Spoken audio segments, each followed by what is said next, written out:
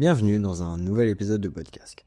Aujourd'hui, on va parler de plein de choses, mais le fil rouge, en gros, ça va être le comportement de certains.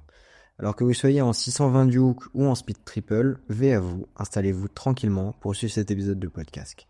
On va commencer cet épisode par une petite anecdote, au sens que là, j'ai strictement rien écrit. Je vais vraiment juste improviser complètement suite à ce qui s'est passé récemment. J'avais fait une story sur Instagram où j'étais au commissariat. Donc beaucoup m'ont posé la question, qu'est-ce que t'as fait comme connerie pour te retrouver au commissariat? Et ben en fait, j'ai rien fait. Parce que c'est pas moi qui ai fait de la merde, c'est quelqu'un sur la route. Je vous rassure tout de suite, je vais très bien, la moto va très bien, mais dans un autre monde, ça aurait pu vraiment mal se passer. Donc en gros, je vous explique, je bossais un samedi après-midi, je devais aller au boulot, je prends le périphérique, tout va très bien. La circulation interfile a été légalisée la veille, c'est-à-dire que c'était la fête la veille, trop bien, la circulation interfile est légalisée, bref, je vais pas vous faire tout le blabla que je fais sur la FFMC, vous le savez, c'est trop cool. Donc je suis trop content, machin, et je suis en train de faire de l'interfile. Mais de l'interfile légalisé, au sens que je respecte les vitesses, je suis vraiment dans le bon droit, là, pour le coup. Et en fait, il y a un scooter qui arrive à hyper vive allure derrière moi, et en fait, il se colle à ma roue arrière. Donc là, à ce moment-là, je fais la technique du... Juste, j'appuie vite fait sur le frein pour déclencher le phare arrière, histoire que le mec comprenne et prenne une petite distance quand même. Parce que là, je pilais, c'est même pas il me rentrer dedans, c'est vraiment genre je ne pouvais pas m'arrêter presque. Donc en fait, je fais ça, et il y a un micro-espace qui se libère dans l'interfile, mais un micro, hein, vraiment. Et le trou du cul, excusez-moi du terme, qui est derrière moi, décide de me doubler à ce moment-là. Et au moment de me doubler, alors est-ce qu'il fait exprès ou est-ce qu'il ne fait pas exprès, ça j'en sais rien, j'ai aucune preuve. Mais ce que je sais, c'est que son coude vient taper quand même hyper fort dans mon guidon. Et donc super, j'ai des magnifiques rétroviseurs en embout de guidon. Celui de ce côté-là, autant vous dire, il a fait 2 tours de guidon mort complet, la vis elle est complètement cassée. Et en fait, bah, c'est surtout que ça, à la rigueur, je m'en fous, mais complètement. Je pense que je lui aurais fait une réflexion, mais c'était pas grave. Non, c'est surtout que mon guidon, du coup, moi je suis à 50 km/h, mon guidon, il fait littéralement dans l'autre sens. Logique. Et donc à ce moment-là, je suis entre deux voitures, enfin, presque entre deux voitures. Je manque, mais de tomber, mais à rien du tout. Le réflexe que j'ai eu, je sais pas comment, mais j'ai réussi à, en reguidonnant, à récupérer mon guidon et à ne pas tomber. Mais vraiment, oh là là, vraiment, j'ai eu hyper peur.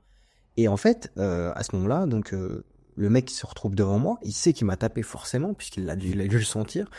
J'arrive à son niveau, je hurle, mes morts, parce que je suis énervé, parce que je viens de stresser, parce que je viens de manquer de tomber.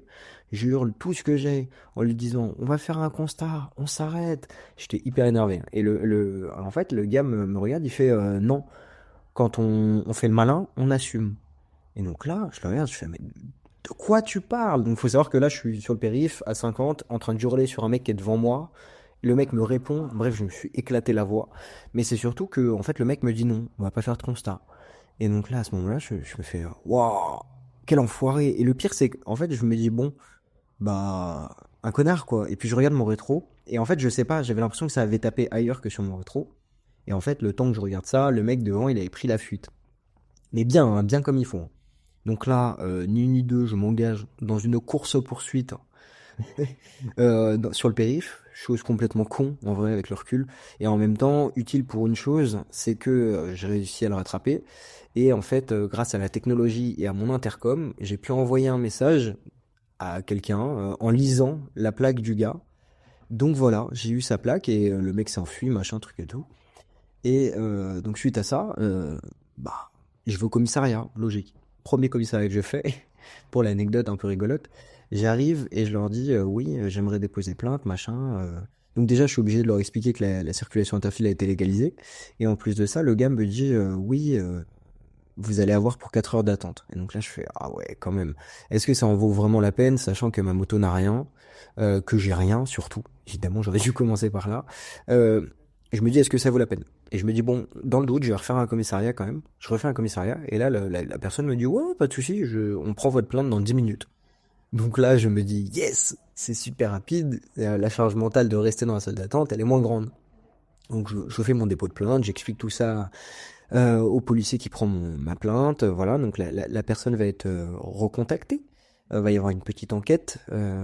J'espère qu'il y a des caméras. Normalement, il y en a. Mais bon, on sait pas trop où ça va mener en fait. Et puis vu que je vais pas déclencher mon assurance pour juste un petit rétroviseur, bah en fait ça va pas donner grand chose normalement. Juste, en fait l'idée de la démarche c'est de faire ça pour que ça soit pas impuni. Alors évidemment il va pas aller en prison pour ça, mais je me suis quand même assez chié dessus à ce moment-là et je trouve que le comportement est tellement irrespectueux et tellement dangereux et tellement anti-citoyen quoi. Genre, enfin au-delà même de la légalité de la circulation interfile qui venait d'être mise, bah, il y a quand même ce côté un peu, bah, je sais pas, genre, tu manques de me faire tomber, tu t'arrêtes, tu vérifies avec moi les dégâts, on fait un truc, tu vois, en fait, le concept de prendre la fuite et de ne pas assumer quand tu fais une connerie, c'est un truc que je ne conçois pas. Et pourtant, j'ai eu des galères où je me suis vraiment dit, putain, là, je m'arrête. Enfin, en fait, je me suis même pas dit je m'arrête, mais je savais que j'étais dans la merde, mais complet. Et pourtant, bah, non, je vais pas m'enfuir. Je vais assumer. Même si je suis pas forcément en tort, mais alors encore plus quand je suis en tort. J'ai fait une connerie. Je sais pas, peut-être que j'étais de mauvais poil aujourd'hui, j'ai voulu rouler vite, machin. Je fais une connerie. Ça arrive, ça m'énerve. Mais en même temps, bah, t'as fait une connerie, quoi. Et il y a quelqu'un d'autre quand, quand subit les conséquences alors qu'il a rien demandé. Et donc voilà, je suis allé porter plainte. Et donc en fait, bon, maintenant que je vous ai raconté tout ça, je vois on a à peu près 6 minutes d'épisode, super. En fait, c'est juste pour vous parler du comportement de certains et encore plus dans ce cadre de légalisation de la circulation interfile. Parce que donc, bon, pour les 5 du fond, je suis désolé, mais il va falloir que je reparle de la FFMC 2 minutes. Mais au bout de 26 ans de lutte et de combat et de discussion et de tout ce que vous voulez, la FFMC, en collaboration avec la sécurité routière, le ministère de l'Intérieur et j'en passe, a réussi à mettre en place la légalisation de la circulation interfile. Et ça, c'est une grande, grande victoire. Alors oui, j'ai déjà fait un épisode sur la circulation interfile, donc je vais pas le refaire. Je vais pas tout vous expliquer. D'ailleurs, vous pouvez tout retrouver sur les réseaux sociaux de la FFMC, sur son site internet, si ça vous intéresse d'approfondir le sujet de la légalisation de la CIF. Mais on va pas l'évoquer ici, évidemment, hein. Juste, bah, je suis quand même très content que cette légalisation ait lieu et à ce moment-là, enfin avant cet incident-là, bah, j'étais très content parce que c'est une reconnaissance. C'est une reconnaissance d'une pratique qui est faite par beaucoup, beaucoup de deux roues motorisés. Donc, évidemment, j'étais content. Mais quand je vois les comportements de certains, ça va paraître un peu bizarre, mais je suis encore plus content de cette légalisation parce que maintenant, ça va pouvoir mettre un cadre et ça va pouvoir fixer tout ça. Et j'ai pris presque un malin plaisir à aller porter plainte à propos du gars. Alors non pas parce que je suis une balance, mais juste parce que, bah en fait, c'est la mise en danger de la vie d'autrui et il y a tellement de gens, et là je parle de deux roues motorisés, hein, attention, qui font n'importe quoi en circulation interfile, comme s'ils étaient tout seuls, comme si tout leur était dû. Et encore plus, moi ce qui m'énerve, parce que quand tu te mets en danger, entre guillemets, tout seul, c'est-à-dire à faire ton interfile à 80, 90 au milieu des voitures à l'arrêt. Bah, s'il y en a une qui déboîte, entre guillemets, bon, tu vas faire des dégâts matériels déjà. Et puis en vrai, tu vas te niquer toi et toi tout seul. Et en fait, bah c'est en vrai horrible à dire, mais c'est un peu ton problème. Et tu n'engages la responsabilité d'autres, pas d'autres personnes en fait. Mais quand t'es en interfile, que t'es dans ton bon droit, parce que tu respectes, machin, les distances de sécurité, la vitesse, l'espacement entre les voitures, bref, que t'es vraiment dans le légal complet, et que t'as quelqu'un qui arrive derrière toi, qui te colle, mais comme c'est pas possible, qui te fait des appels de phare, qui est bloqué derrière toi vraiment, hein, à genre peut-être 1 mètre la roue l'une en face de l'autre, et genre t'as envie de lui dire mais gars, là tu me mets en danger parce que justement moi s'il y a une voiture qui déboule, soit je me la prends parce que j'arrive pas à piler, soit c'est toi qui me rentre dans le cul et dans tous les cas moi je suis perdant. Donc déjà ça met un stress pas possible, et puis au-delà de ça, en fait ça te pousse à accélérer et à accélérer parce qu'en fait t'as juste envie que le mec respecte ses distances de sécurité. Et combien de fois ça m'est arrivé je suis à 50 tranquille, je fais mon interfile, de toute façon je vais pas le faire plus rapidement, c'est hyper dangereux, donc je vais pas le faire plus rapidement, là je risque de me mettre en danger. Et de toute façon je vais pas le faire plus rapidement, je risque de me mettre en danger, donc je suis à 50, je suis très bien et ça me va. Et que le gars donc il me colle, et en fait sans m'en rendre compte, pour essayer de me séparer de sa roue avant, je vais accélérer. Et puis vraiment combien de fois ça m'est arrivé de me retrouver à 70 et de faire mais qu'est-ce que je fais? qu'est-ce que je fais? Avec le mec qui me colle toujours derrière. Et je suis là en mode, qu'est-ce que je fais? Et donc en fait maintenant, vraiment, c'est le meilleur conseil que je puis donner. Bon, je trouve qu'au bout de 3 ans de permis, hein, mais voilà, c'est tout simplement de rouler à ton rythme. Et en fait, bah, la personne derrière toi, elle va rien faire du tout. Elle va juste rester derrière toi. Et ça va pas aller plus loin. C'est-à-dire que bah, quand il aura l'espace, il doublera. Il se mettra d'ailleurs lui-même en illégalité parce que c'est interdit de doubler en circulation interfile. Et puis sinon, bah, tu te rabats quand t'as de la place. Mais quand t'as pas de place, tu vas faire quoi?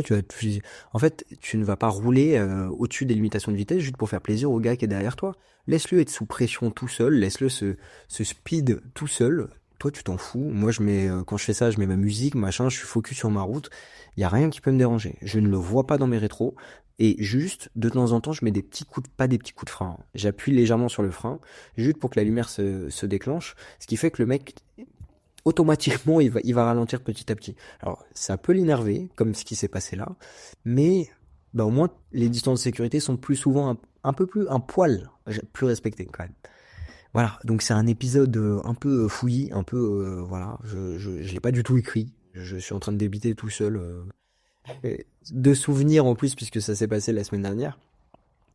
Mais voilà, je voulais en parler parce que c'est hyper important et c'est hyper important de rappeler que justement, bah depuis que ça a été légalisé, il faut alors déjà avant il fallait montrer l'exemple non pas juste pour soi mais pour l'image de la communauté moto parce qu'en fait bah quand vous faites n'importe quoi, tous les gens autour, ils vous associent aux motards. Et donc en fait, on se retrouve avec une image de merde. Mais bon, ça, j'en ai déjà parlé dans plein d'épisodes de cette image qui nous colle à la peau de gens qui font n'importe quoi. Et c'est insupportable.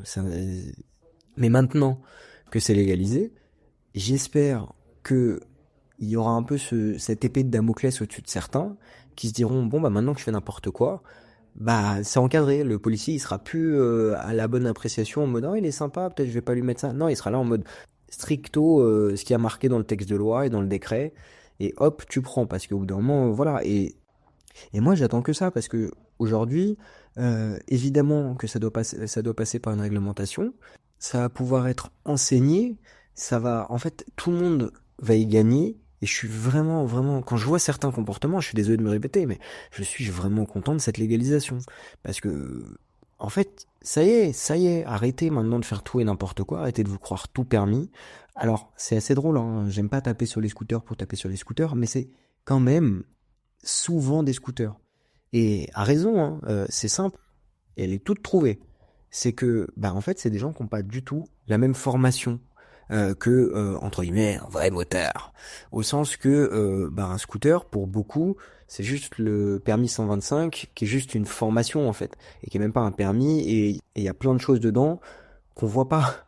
Donc, même les distances de sécurité, je ne sais pas si elles sont vraiment bien apprises là-dedans. Et bah ce genre de comportement-là, alors que ça soit en interfile ou que ça soit tout simplement juste toute incivilité sur la route, ouais, en vrai, c'est peut-être 70% des scooters. J'ai pas le chiffre, j'ai pas de chiffre, je pense pas qu'il existe.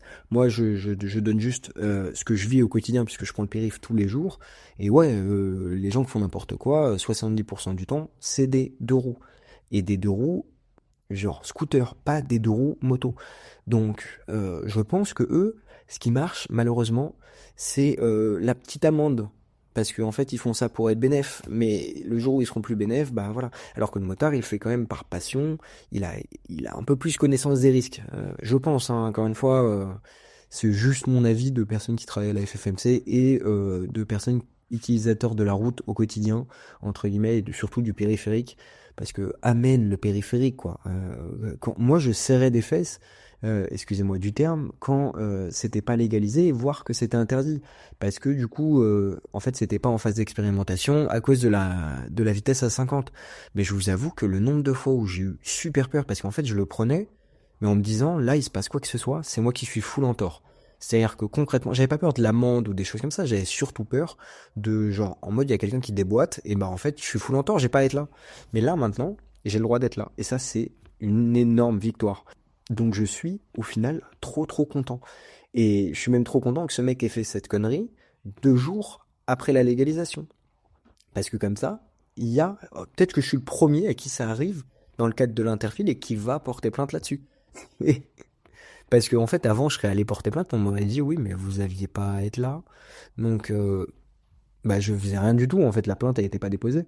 Alors que là, là, il va se passer un truc. Bref, épisode super long où je parle beaucoup, qui en vrai n'a pas grand intérêt. Voilà, j'avais besoin de lâcher ça. Et d'ailleurs, le prochain épisode dans 2 semaines sera à peu près du même délire. En fait, tout simplement, ça parlera des mécanos. Alors cette fois, il sera un peu plus construit, un peu mieux écrit évidemment. Mais en même temps, là, j'ai beaucoup de boulot. Et cet épisode sert aussi pour vous annoncer donc que je suis donc sur l'écriture de À Casque Couvert, l'épisode 2, avec un invité qui est super, j'ai trop hâte de vous le présenter, et je pense qu'il y en a beaucoup à qui ça va plaire, je suis trop content, vraiment. Que je serai présent au Salon de Lyon, donc dans le cadre de mon boulot à la FFMC, hein, j'y vais pas pour m'éclater, mais je suis quand même trop content. Donc si vous voulez qu'on se voit là-bas, ça sera avec grand grand plaisir. Et puis voilà, c'est à peu près tout. Bah écoutez, merci beaucoup d'avoir suivi cet épisode de podcast. J'espère profondément qu'il vous aura plu. N'hésitez pas à vous abonner et à partager l'émission si elle vous plaît, et sinon me faire part de vos critiques, ou même de sujets dont vous aimeriez que je traite. Je vous souhaite à tous et à toutes une très bonne route, et surtout, veillez à vous!